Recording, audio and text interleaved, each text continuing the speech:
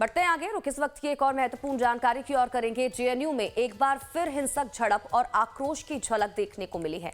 दरअसल आपको बता दें कि मीटिंग में वामपंथी गुट से जुड़े काउंसलर ने यूपी बिहार को लेकर आपत्तिजनक टिप्पणी की, जिसके बाद आक्रोश भड़क गया। स्कूल ऑफ सोशल साइंसेज में आयोजित जीपीएम के दौरान वामपंथी गुट से जुड़े एक काउंसलर ने कहा कि यूपी बिहार के छात्र और एबीवीपी से जुड़े लोग जेएनयू में आने के लायक नहीं हैं। इन्हें ऑडिटोरियम और कैंपस से बाहर निकाल फेंक देना चाहिए। काउंसलर के बयान से जीबीएम का माहौल तनावपूर्ण हो गया और एबीवीपी से जुड़े छात्रों ने शांतिपूर्ण ढंग से विरोध किया। आरोप है कि इसी दौरान वामपंथी छात्रों ने हमला कर दिया। हिंसा में कई छात्र घायल हो गए, जिनमें छात्राएं भी शामिल हैं। एबीवीपी के सदस्यों का कहना है कि जेएनयू में इस तरह की घटना यहां की लोकतांत्रिक और बौद्धिक परंपराओं पर सीधा हमला है। जेएनयू छात्र संघ के संयुक्त सचिव वैभव मीणा ने ये कहा है कि ये घटना जेएनयू की गरिमा को ठेस पहुंचाने वाली है। किसी को ये अधिकार नहीं कि वे क्षेत्र, विचारधारा या फिर संगठन के आधार पर किसी का अपमान करे या हमला करे। एबीवीपी ने कहा कि जेएनयू विविधता, संवाद और समानता की भावना पर खड़ा हुआ है और किसी भी प्रकार की हिंसा या भेदभाव का विरोध हमेशा करता रहेगा। यूनिवर्सिटी में लोकतंत्र, सम्मान और संवाद की रक्षा के लिए हमारा संघर्ष जारी रहेगा।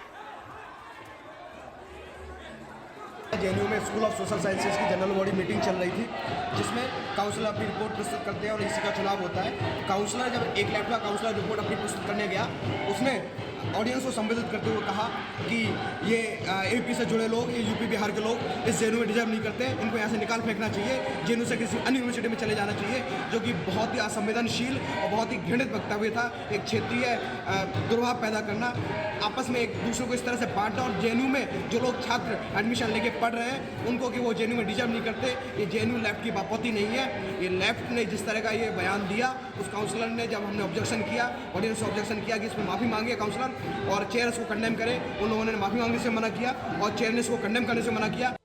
सारी धज्जियां इन्होंने उड़ा दी हैं।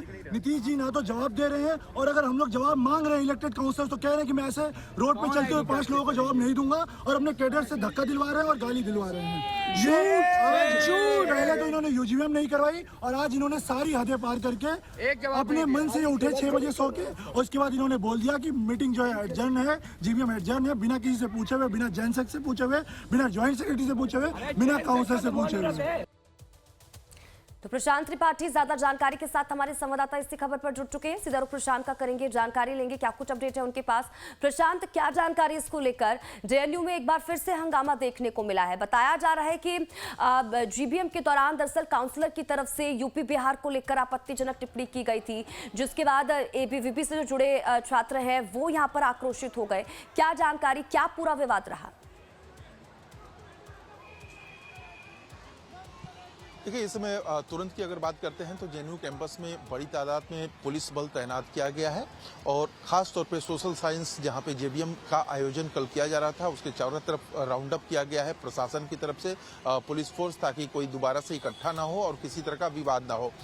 जाहिर है, जिस तरह से जो जानकारी मिली है वो ये कि जेबीएम का आयोजन किया जा रहा था। जेबीएम का आयोजन सिर्फ इस वजह से किया जा रहा था कि चुनाव समिति का गठन किया जा सके और ये चुनाव समिति जो है वो जेएनयू में इलेक्शन करा सके।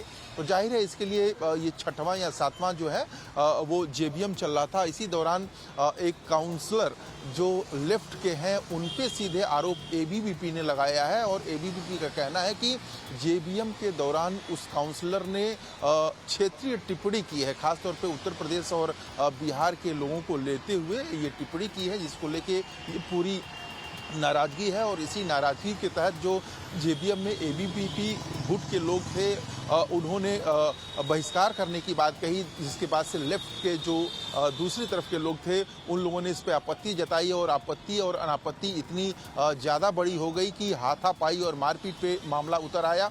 और ये मारपीट का असर ये हुआ कि कई छात्राएं जो हैं वो तक घायल हुई हैं। तो समझ सकते हैं, छात्र तो घायल हुए, छात्राएं भी घायल हुई हैं, कई स्टूडेंट्स के सर तक फटे हुए हैं। फिलहाल पुलिस ने इस पे जांच बिठाया है और उधर जेएनयू प्रशासन का कहना है कि हमने भी एक जांच बिठाया है।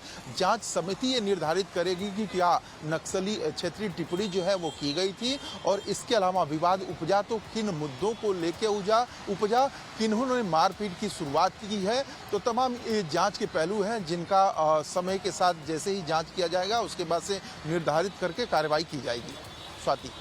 नहीं प्रशांत, ये जरा समझाने की कोशिश करिएगा, क्योंकि देखिए पहली बार नहीं है जब जेएनयू में इस तरह से विवाद देखने को मिला है। लेकिन बड़ी बात तब हो जाती है जब काउंसलर की तरफ से इस तरह का स्टेटमेंट दिया जाता है। जेएनयू एक प्रतिष्ठित यूनिवर्सिटी है, हम सब जानते हैं कि दूर दराज से यहाँ पर लोग जो है जो स्टूडेंट्स है पढ़ने के लिए पहुंचते हैं, और ऐसे में स्टूडेंट के बीच और इस तरह से स्टेटमेंट दे देना कि यूपी बिहार के जो छात्र हैं वो यहाँ पर आने लायक नहीं है, पढ़ने लायक नहीं है, ये तो और भी ज्यादा लोगों को भड़काने की, जो स्टूडेंट्स हैं उनको भड़काने की कोशिश यहाँ पर की जा रही है। बिल्कुल, देखिए मैं जैसा कि पहले बता भी रहा था कि लेफ्ट के ये काउंसलर हैं जिन पे आरोप है, लेफ्ट विचारधारा को ये मानते हैं। जिन काउंसलर पे ये आरोप लगा है कि उन्होंने उत्तर प्रदेश और बिहार के छात्रों को लेके ये टिप्पणी की है, जाहिर है इसी बात को लेके एबीवीपी के जो छात्र हैं वो नाराज हुए हैं। और जैसा कि मैं बता भी रहा था कि जेएनयू प्रशासन ने बहुत सख्ती के साथ इसी बात की जाँच बिठाई है कि क्या जो काउंसलर हैं उन्होंने इस तरह की टिप्पणी की है तो मंशा क्या था और क्या वो अपनी विचारधारा को छात्रों के साथ मिला रहे हैं। तो ये तमाम बातें हैं जिनकी जांच होनी बाकी है। लेकिन जाहिर है जिस तरह से ये टिप्पणी सामने आई है वो कहीं न कहीं जेएनयू जैसे रेपुटेटेड यूनिवर्सिटी को आप समझ सकते हैं, उस पर ये धब्बा लगने का काम है। और जाहिर है इसी को लेके एडमिन है, जो एडमिनिस्ट्रेशन है, वीसी है, वाइस चांसलर हैं, वो सख्ती से पेश आ रही हैं और उन्होंने सीधे तौर पे कहा है कि अगर कोई भी इसमें गलत पाया गया तो उसको बख्शा नहीं जाएगा। आप विचारधारा अलग रख सकते हैं, लेकिन विचारधारा अलग रखने का मतलब ये नहीं होता है कि आप हिंसा पे उतारू हो जाएं। तो जाहिर है जेएनयू कैंपस के अंदर हिंसा हुई है और इस हिंसा का मुख्य जिम्मेदार कौन है उस पर कार्रवाई होगी। और सिर्फ एडमिनिस्ट्रेशन यानी कि जेएनयू प्रशासन की तरफ से कार्रवाई नहीं होगी, बल्कि जो डीसीपी हैं